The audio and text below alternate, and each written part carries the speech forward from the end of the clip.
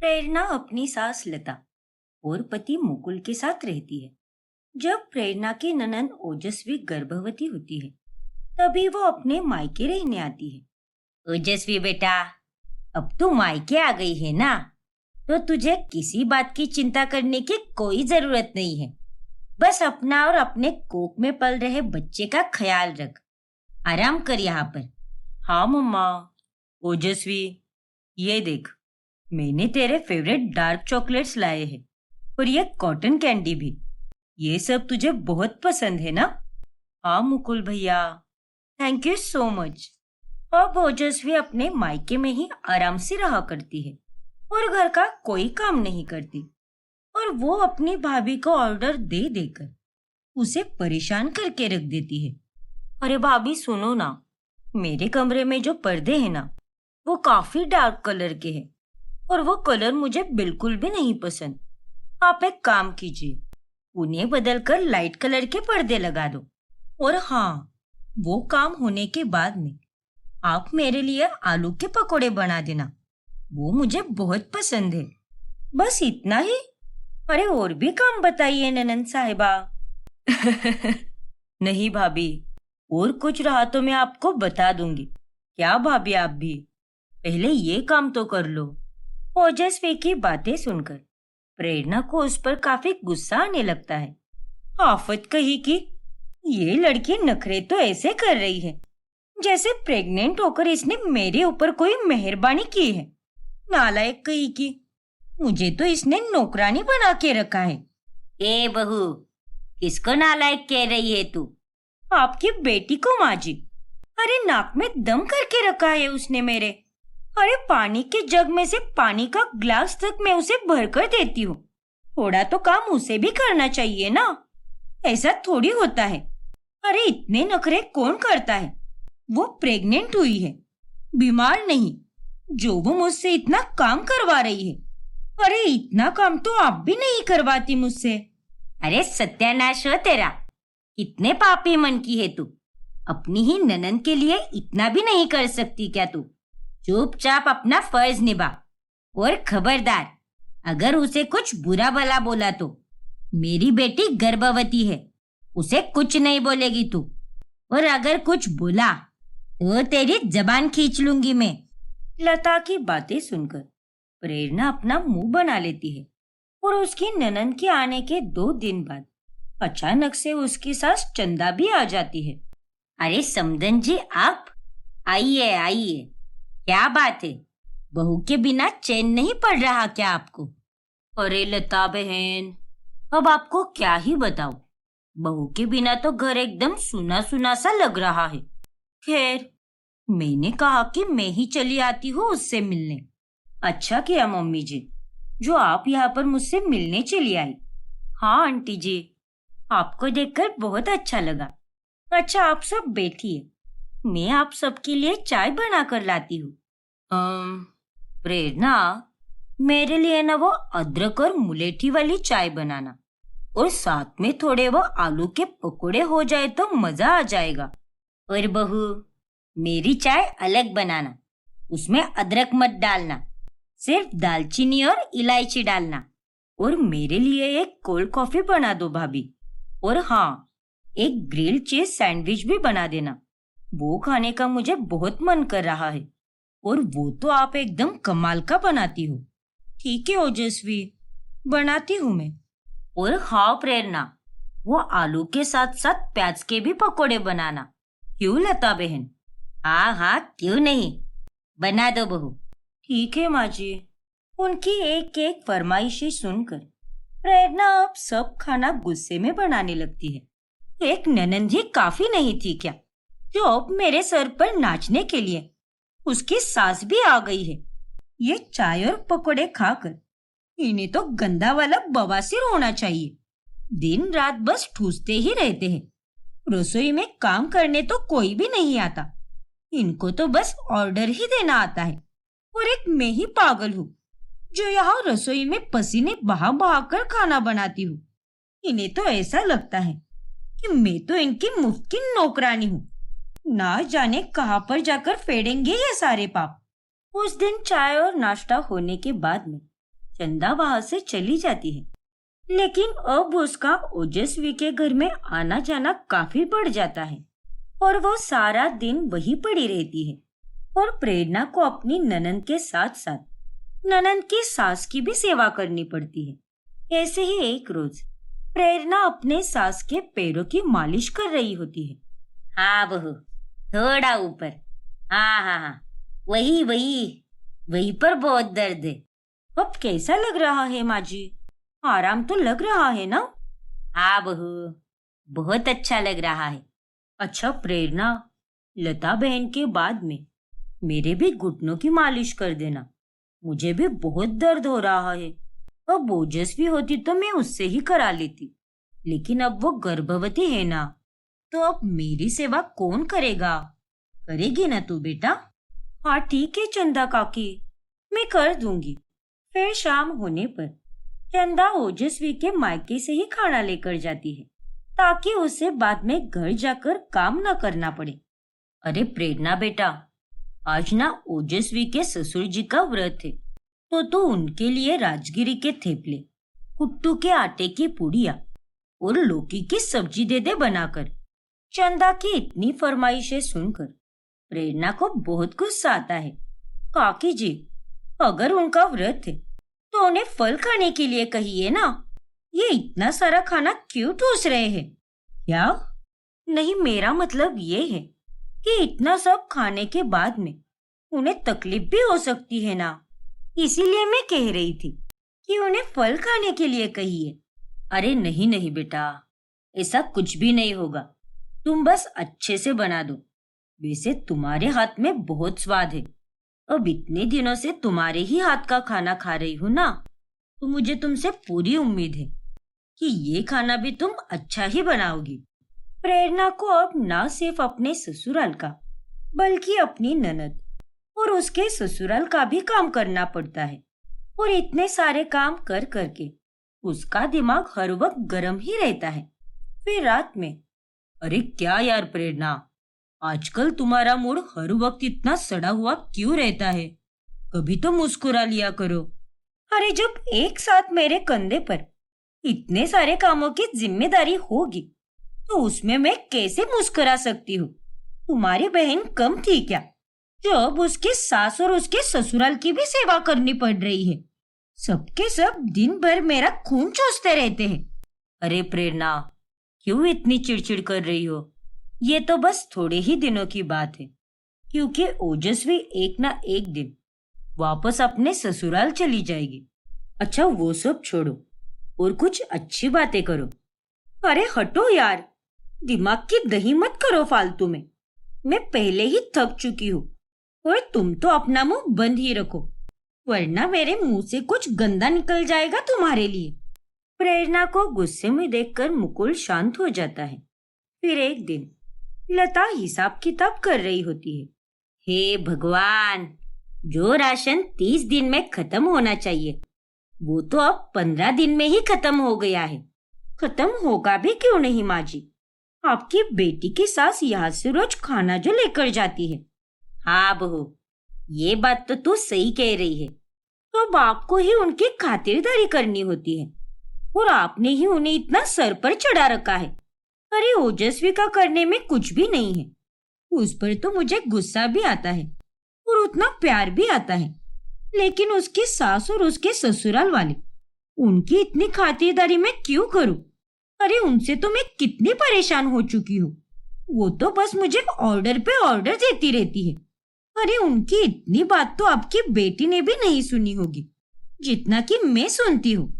हाँ बहू, मैं समझ सकती हूँ तेरी बात, लेकिन अब मैं भी क्या करूँ? उन्हें ना भी नहीं कह सकती मैं।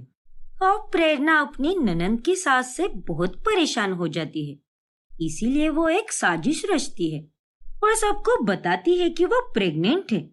और ये खबर सुनकर घर के सभी लोग खुश हो जाते हैं। अरे वाह, मेरी बेटी और बहू दोनों पेट से है। मुझे लगा नहीं था कि मैं इतनी सौभाग्यशाली रहूंगी। मैं बहुत खुश हूँ बहू, क्योंकि अब मैं नानी के साथ साथ दादी भी बनूंगी। मुबारक हो प्रेरणा, और मुझे लाइफ की सबसे बड़ी खुशी देने के लिए तुम्हारा बहुत बहुत शुक्रिया। हाँ भाभी, आपने तो यह बहुत ही अच्छी न्यूज़ दी है। कांग्रेचुलेशंस। प्रेरणा की चाल काम कर जाती है और जब अगले दिन चंदा वहां पर आती है तब अपने साथ थैला भर के कपड़े भी लेकर आती है। हाय रे, सूख गई मैं तो। मुझे तो कहीं भी धोबी नहीं मिल रहा। प्रेरणा बेटी, मुझे ये कपड़े धोकर दे देना। तुझे परेशान करने के लिए माफी चाहती हूँ, लेकिन अब मैं भी क्या कर सकती हूँ। मैं आपका दुख समझ सकती हूँ काकी, लेकिन मैं अब आपके काम नहीं कर सकती क्योंकि अब मैं भी प्रेग्नेंट हूँ। क्या? अरे अचानक से ऐसे कैसे प्रेग्नेंट हो गई तू? ओफो काकी, अब प्रेग्नेंट कैसे होते हैं ये भी मुझे बताना पड़ेगा क्या आपको? और काकी जी, मुझे डॉक्टर ने ज्यादा काम करने से मना किया है और रेस्ट करने के लिए कहा है। हल्के फुल्के काम तो मैं भी कर सकती हूँ, लेकिन आपके ये कपड़े मैं नहीं धो सकती। अच्छा, ऐसी बात है क्या? हाँ काकी जी, माँ जी भी ज्यादा काम नहीं कर सकती। उनसे जितना होता है वो उतना कर देती है। उन्हें भी डॉक्टर ने ज्यादा देर खड़े रहने के लिए मना किया है, लेकिन आप तो एकदम फिट एंड फाइन हो और ये बात मैं अच्छे से जानती हूँ। एक काम कीजिए ना काकी, आप अपने और हमारे सबके कपड़े धो दीजिए। बस व्हाइट कपड़ों को अलग से धो देना, बाकी सारे कपड़े आप मशीन में डाल सकती हो। क्या कहा? मैं अपने हाथों से कपड़े धो? अब कर दीजिए ना मम्मी जी। आपको तो एक भी गोली नहीं है और आप कितनी तंदुरुस्त हो, उतना ही भाभी और मुझे आराम भी मिल जाएगा। अच्छा ठीक है, धो देती हूँ मैं कपड़े। और हाँ काकी जी, कपड़े धोने के बाद में बस ऊपर ऊपर से पोछा भी मार दीजिए। और हाँ, शाम के खाने के लिए दाल और सब्जी भी बना देना। रोटियां तो मैं भी बना सकती हूँ और मेरी मदद माँ जी भी कर देगी और चावल भी चढ़ा देंगे हम। क्या? इतने सारे काम? लेकिन ये सब मैं कैसे कर सकती हूँ? अरे काकी जी, अब आप ही मुझसे कहती थी ना कि हम अपनों का जितना ख्याल रखते हैं उतना ही हमें पुण्य और आशीर्वाद मिलता है। वो तो है, लेकिन अब कर भी लीजिए ना काकी जी। क्या आपका परिवार और क्या हमारा परिवार, हम सब एक ही है ना। और इसी बहाने आपको ढेर सारा पुण्य और आशीर्वाद मिलेगा। अब जब चंदा घर में आती है तब इसी तरह से प्रेरणा उससे मीठी मीठी बातें करके ढेर सारे काम करवाती है। कर बुढ़िया, और काम कर। मैंने ये प्रेगनेंसी का नाटक तुझे सबक सिखाने के लिए ही किया है, क्योंकि तू इसी लायक है। निर्लज्ज कही की। बेचारी चंदा काम कर करके बहुत थक जाती है और एक दिन वो अपने आप से कहती है, बस बहुत हो गया, अब मैं और कोई काम नहीं करूंगी। वहां मेरे पति और बेटे को संभाल लूंगी मैं अकेली, लेकिन यहाँ पर इन सबका काम मुझसे नहीं होगा बाबा। मैं तो जा रही हूँ और अब यहाँ पर जल्दी आऊंगी ही नहीं। इतना कहकर चंदा वहां से रफू चक्कर हो जाती है और ये देखकर प्रेरणा खुशी के मारे नाचने लगती है। चली गई रे, चली गई, सर से बला टल गई। अरे प्रेरणा बहू, तू प्रेग्नेंट होकर भी नाच कैसे रही है? ये सब क्या चल रहा है? हाँ भाभी, जरा आराम से ना। अरे वो ना मैं। फिर प्रेरणा उन तीनों को सारा सच बता देती है कि उसने ये सारा नाटक चंदा को बार बार वहां आने से रोकने के लिए किया है। क्या? हाँ माँ जी, मैं और करती भी क्या। ओजस्वी तो मेरी ननंद है और उसकी देखरेख करना मेरा फर्ज है और मैं उससे कभी नहीं कतराऊंगी। लेकिन चंदा काकी, वो तो कितनी तंदुरुस्त है, लेकिन उसके बावजूद भी वो यहाँ पर आकर मुझसे सारे काम करवा रही थी। छोटे से छोटे काम को लेकर वो मुझसे उनके घर का खाना भी बनवाती थी और खुद तो बस आराम ही फरमाती थी। इसीलिए मैंने ये नाटक किया और देखा ना आप लोगों ने कि कैसे इस नाटक के कारण वो भाग गई। लेकिन बहू, तू प्रेग्नेंट है ये जानकर मैं कितनी खुश थी। कितने अरमान सजाए थे मैंने। तूने मेरे दिल को बहुत ठेस पहुंचाई है बहू। हाँ प्रेरणा, यार कम से कम तुम ये बात मुझे तो बता देती। कितने अरमान सजाए थे मैंने अपने बच्चे के। लेकिन कोई बात नहीं, आज नहीं तो कल बच्चा हो ही जाएगा। हाँ बहू, तेरे इस झूठ के कारण घर में कितनी खुशियां आई थी। अब जल्दी से बच्चा प्लान कर ले। हाँ भाभी, आप भी जल्दी से बच्चा प्लान कर लो, फिर हमारे बच्चे साथ में खेलेंगे। और अच्छा हुआ जो आपने मम्मी जी के साथ ऐसा बर्ताव किया। अरे वो तो घर में भी ऐसे ही बर्ताव करती है, सारे काम मुझसे ही करवाती है और खुद तो बस आराम फरमाती है। प्रेरणा के इस नाटक के कारण सबको दुख तो बहुत होता है, लेकिन उसी की वजह से चंदा वहां पर आना बंद कर देती है। प्रिया की शादी माधव नाम के एक लड़के से होती है। उसके ससुराल में आने के बाद जब वो अपने हाथों से खाना बनाती है, तभी वो खाना उसकी सास रंभा और पति माधव को बिल्कुल भी अच्छा नहीं लगता। अरे प्रिया, ये कैसा खाना बनाया है तुमने? ये भी कोई खाना है? और ये किस प्रकार की चटनी है? और ये साबूदाना वड़ा, ये भी कितना अलग टेस्ट कर रहा है। मुझे तो ये बिल्कुल भी पसंद नहीं आया। माँ, आपको कैसा लगा? ना बाबा ना, मुझे भी ये खाना बिल्कुल भी अच्छा नहीं लगा। अरे एकदम बेस्वाद खाना बनाया है इसने। क्या?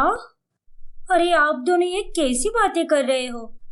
मैंने इसे आपको देने से पहले टेस्ट किया था, सब कुछ एकदम ठीक बना है। हाँ प्रिया, तुमने बिल्कुल सही कहा। अरे ये खाना तो एकदम ठीक ही बना है, लेकिन इसमें वो बात नहीं है जो बात माँ के हाथ के खाने में है। और नहीं तो क्या। अरे यही खाना मैं कितना टेस्टी बनाती हूँ। बहू, तुझे अपने खाना बनाने के स्टाइल में सुधार लाना होगा। अरे अगर खाने को स्वाद रहेगा तभी व्यक्ति उसे खा पाएगा ना। हमारे खाने के लिए ऐसा कुछ भी मत बनाया कर, कुछ ढंग का टेस्टी बनाया कर। ठीक है माँ जी, मैं आप दोनों की बात ध्यान में रखूंगी और आगे से आपको शिकायत का कोई मौका नहीं दूंगी। फिर प्रिया अपने खाने में और भी ज्यादा सुधार लाने की कोशिश करती है, लेकिन इतनी कोशिश करने के बाद भी रंभा और माधव को प्रिया के हाथ का खाना पसंद ही नहीं आता। हाय हाय, अरे बहू, इस खीर की जगह पर तू मुझे जहर ही पिला देती। अरे ये भी कोई खीर है? इसमें ना तो कोई चीनी है और ना ही चावल ठीक से पके हैं। और इसका स्वाद भी कैसा बना है। यार प्रिया, तुम सच में धरती लोक पर ही पहले रहती थी ना? हमें ऐसा क्यों लग रहा है कि तुम किसी और ग्रह से आई हो और तुम उसी ग्रह के स्वाद के हिसाब से खाना बनाती हो। ये तुम कैसी बातें कर रहे हो माधव और माँ जी? मैंने तो अपनी तरफ से पूरे 100% दिया है और चावल ठीक से पके हैं और ज्यादा चीनी डालकर मैं खीर का स्वाद बिगाड़ना नहीं चाहती थी, इसीलिए मैंने थोड़ी कम शक्कर डाली। अरे क्या कम शक्कर डाली? अगर तुम मीठे में ही शक्कर नहीं डालोगे तो उसे मीठा कैसे कहेंगे हम? नहीं नहीं, ये खाना ठीक से नहीं बना है। तुम्हारी हाथ की बनाई हुई हर डिश में कुछ ना कुछ गड़बड़ तो रहती ही है प्रिया। सच में माँ के हाथ का ही खाना बेस्ट है। अरे ये आजकल की लड़की है, इसे क्या पता कि खाना कैसे बनाते हैं। बस कुछ ना कुछ बनाकर दे देती है अपने ससुराल वालों को। नालायक कहीं की। फिर एक दिन उनके घर पर प्रिया की ननंद निहारिका और नंदोई वेदांत आते हैं। ओफ वो प्रिया, ये चाय कितनी घटिया बनाई है और ये पकोड़े, इनमें तो जरा भी स्वाद नहीं है। इन्हें खाकर तो मेरे मुंह का टेस्ट ही बिगड़ गया है। लेकिन निहारिका दीदी, मैंने भी चाय पी है और चाय अच्छी बनी है, पकोड़े भी अच्छे बने हैं। हाँ बस पकोड़े थोड़े कुरकुरे कम बने हैं, लेकिन ये टेस्ट में काफी अच्छे बने हैं। ओ प्लीज प्रिया, अब ये बहाने मत दो। इनमें कोई स्वाद नहीं है। अरे इतने दिनों तक माँ के साथ रहकर भी तुम उनकी तरह खाना बनाना सीख भी नहीं पाई। क्या कहे तुम्हें अब? दीदी, आपकी माँ से तो मैं केवल ताने मारना ही सीख सकती हूँ, क्योंकि उसके अलावा उन्हें और कुछ भी नहीं आता। और रसोई में आकर मुझे कुछ सिखाने की तो दूर की बात है। बहू, ज्यादा बकवास मत कर। खोट तुझ में है, उसका इल्जाम मुझ पर मत थोप, वरना एक कान के नीचे कंटाप लगाऊंगी। चापलूस कही की। हाँ प्रिया, कमी तुम में ही है। तुम्हें अपने खाने में काफी सुधार लाने की जरूरत है। और इसी तरह अगर चलता रहा तो हमारे तो खाने के लाले पड़ जाएंगे, क्योंकि हम तो इतना बुरा खाना नहीं खा सकते बाबा। देखो प्रिया, खाना बनाना बहुत ही आसान है। मुझे भी पहले खाना बनाने में काफी दिक्कत होती थी, लेकिन समय के साथ साथ मैं तो एकदम बढ़िया सा खाना बनाती हूँ। अरे मेरा खाना खाने के बाद तो मेरी सास अपनी उंगलियां चाटती रह जाती। अरे दीदी बस बस, फालतू की डींगे मत हाँकिए। हमें अच्छे से पता है कि आप कितना अच्छा खाना बनाती हो। आपकी सास का हर 2 दिन में यहाँ पर फोन आता है और वो आपके खाने की जम के बुराइयां करती है। प्रिया की बातें सुनकर निहारिका का मुंह बंद पड़ जाता है। देखिए, आप लोगों को खाना है तो खाओ, वरना रहो भूखे ही। प्रिया को बहुत गुस्सा आता है। बस बहुत हो गया। अगर माजी और माधव को मेरे हाथ का खाना पसंद नहीं है तो मैं खाना ही नहीं बनाऊंगी। अरे इन्होंने तो नंदोई जी के सामने मेरी बेइज्जती कर दी। माजी का तो कोई भरोसा नहीं है। वो तो मोहल्ले वालों के सामने भी मुझे भला बुरा बोलने में आगे पीछे नहीं देखेगी।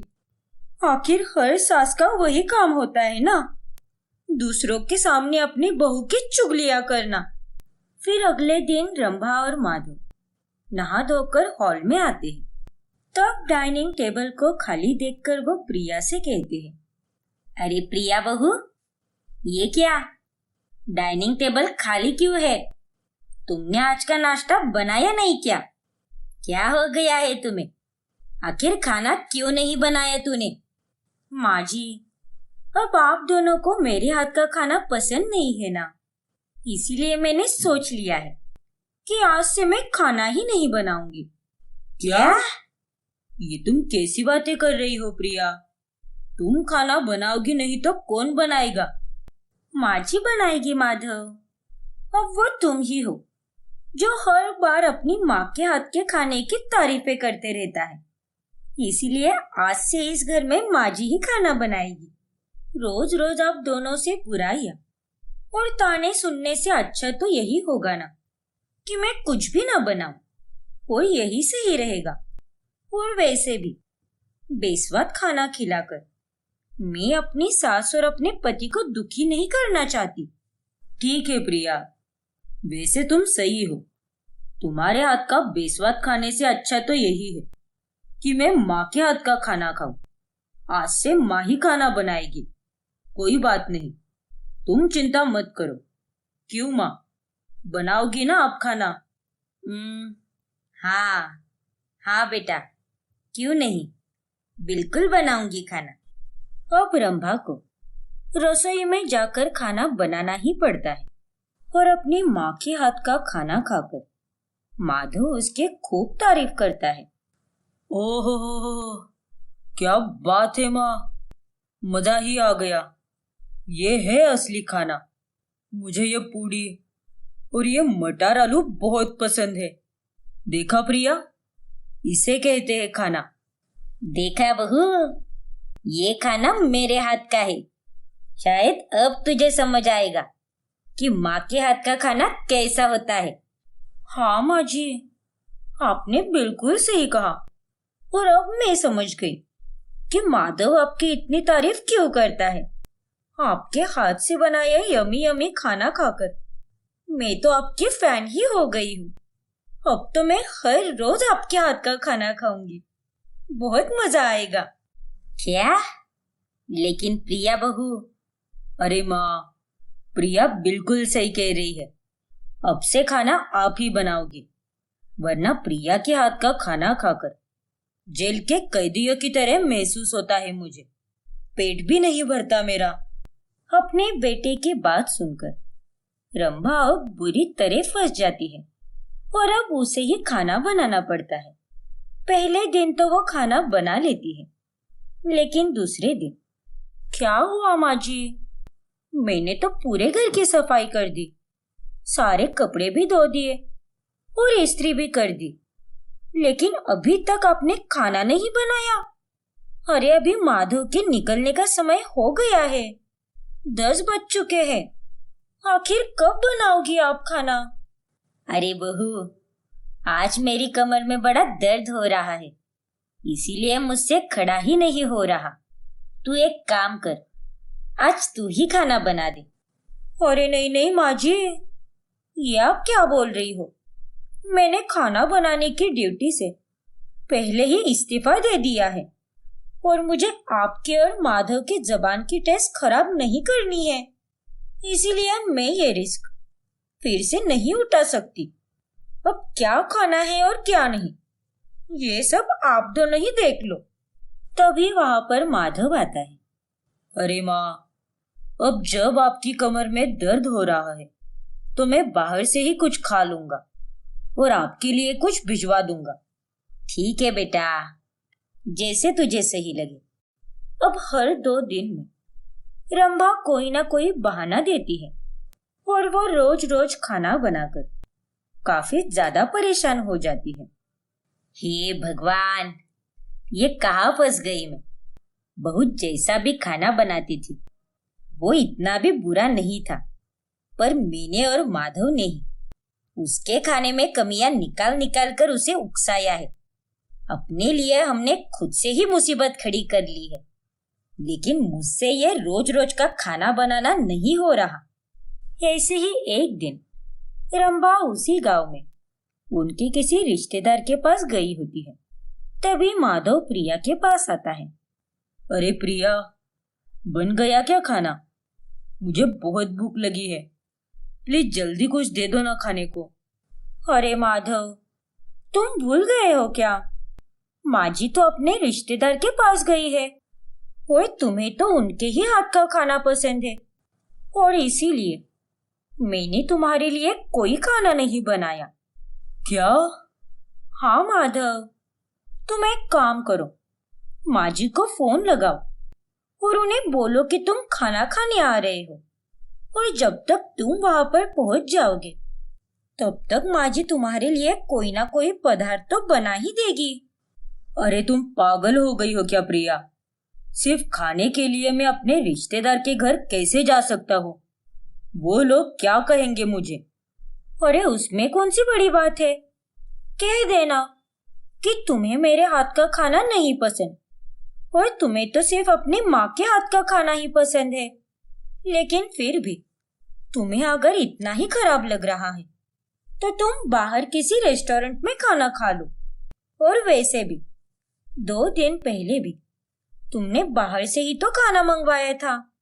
ठीक है प्रिया, मैं देखता हूँ। फिर माधव वहां से चला जाता है और शाम तक रंभा भी वापस आ जाती है, और वापस खाना बनाना है ये बात सोचकर वो अब काफी ज्यादा परेशान हो जाती है, और फिर वो अपने बेटे माधव के पास चली जाती है। माधव बेटा, इस ढलती उम्र में मुझसे ये रसोई का काम नहीं हो पाएगा। बहू को वक्त लगेगा, लेकिन वो समय के साथ सीख जाएगी। हमने खामखा उसके खाने की बुराई करके उसे दुखी और परेशान कर दिया। हमें उससे माफी मांगनी चाहिए बेटा। ठीक है माँ, अगर आपको इतनी ही दिक्कत हो रही है तो हम दोनों प्रिया से माफी मांगते हैं।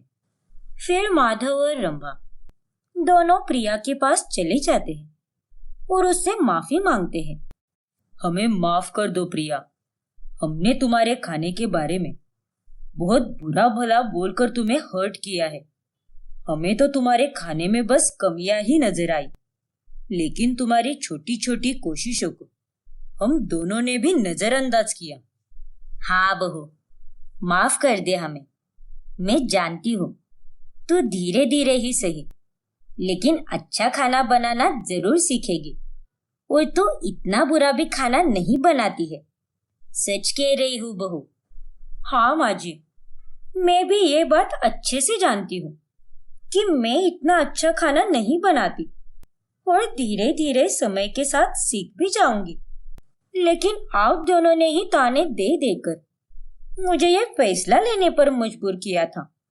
अब आप ही देखिए ना, आपको इतना स्वादिष्ट खाना बनाने के लिए और इसे सीखने के लिए सालों लग गए, तो फिर कुछ चंद दिनों में मैं इतना स्वादिष्ट खाना कैसे बना सकती हूँ? बोलने से पहले आप ये तो सोच लेती ना। और तुम माधव, तुम तो बस मेरी और माँ जी की तुलना करते रहे। आई एम सॉरी प्रिया, मुझसे गलती हो गई। हमें हमेशा किसी व्यक्ति की कोशिशों की कदर करनी चाहिए।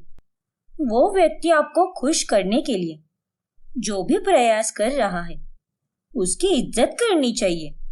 खैर, अब जब आप दोनों को अपनी अपनी गलतियों का एहसास हो ही चुका है, तो मैं आप दोनों को माफ करती हूँ। और हाँ माँ जी, आज से हर रोज आप मुझे थोड़ा थोड़ा खाना बनाना जरूर सिखाओगे। कभी ये सब्जी तो कभी वो सब्जी, बस थोड़ा थोड़ा। मैं आपको ज्यादा परेशान नहीं करूंगी इस उम्र में। ठीक है बहू, जैसा तू कहे। मैं तुझे खाना बनाना जरूर सिखाऊंगी।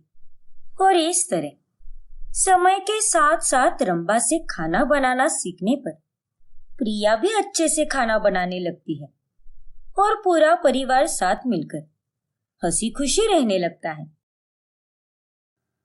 फूलमती जी की नौकरानी की शादी होने वाली होती है, जिस कारण उसे गांव जाना होता है। बड़ी मेम साहब, मैं जा रही है, लेकिन मेरी जगह पर मेरी छोटी बहन बुलबुल आएगी। मेरी बुलबुलिया वैसे है छोटी, लेकिन वह छोटा पैकेट बड़ा धमाका है। तभी वहां पर हवाएं तेज चलने लगती है और एंट्री होती है दबंग नौकरानी बुलबुल पांडे की। स्वागत नहीं करोगे हमारा? नमस्ते एवरीवन, मैं हूँ बुलबुल पांडे, आपकी नई नौकरानी। वाह वाह वाह बुलबुल, तुम्हारा तो स्वैग ही अलग है। ये बहुत डेयरिंग बाज है छोटी मैन साहब। अरे लेकिन स्वैग वैग दिखाने से काम थोड़ी हो जाएगा। ये काम तो ठीक से करेगी ना? अरे बड़ी मैम साहब, ये तो मुझसे भी ज्यादा अच्छे से काम करेगी। आप इससे काम करा के तो देखिए। ठीक है ठीक है। बुलबुल अब घर में ही रहने लगती है और वो दिन रात सुबह शाम अपने सारे काम बड़े ही अच्छे से करती है और ये सब देख घर वाले बहुत खुश हो जाते हैं। अरे ओ बुलबुल, पराठे तो दे दिए, लेकिन मुझे पराठों के साथ साथ पुदीने की ठंडी चटनी भी पसंद है। नैना बहू, तूने बताया नहीं क्या इसे? अरे बड़ी मेम साहब, आप चिंता मत कीजिए, ये लीजिए आपकी पुदीने की चटनी। चलिए अब मैं छत की सफाई निपटा देती है। अरे बुलबुल, ठीक से खाना तो खा कर जाओ। आओ बैठो हमारे साथ। लेकिन छोटी मेम साहब, अरे बैठ ना, खाना खा ले, भाव मत खा। फूलमती और नैना दोनों बुलबुल को अपने साथ बिठाकर खाना खिलाते हैं। एक दिन जब दूध वाला आता है, तभी जाओ जाओ अपनी मालकिन को बुला कर लाओ। क्या हुआ है, बताओ ना मुझे। अरे तुम मालकिन हो क्या? जाओ और अपनी बढ़िया छोटी मालकिन को जल्दी से बुला कर लाओ। फालतू का दिमाग मत खाओ। ठीक है, एक मिनट।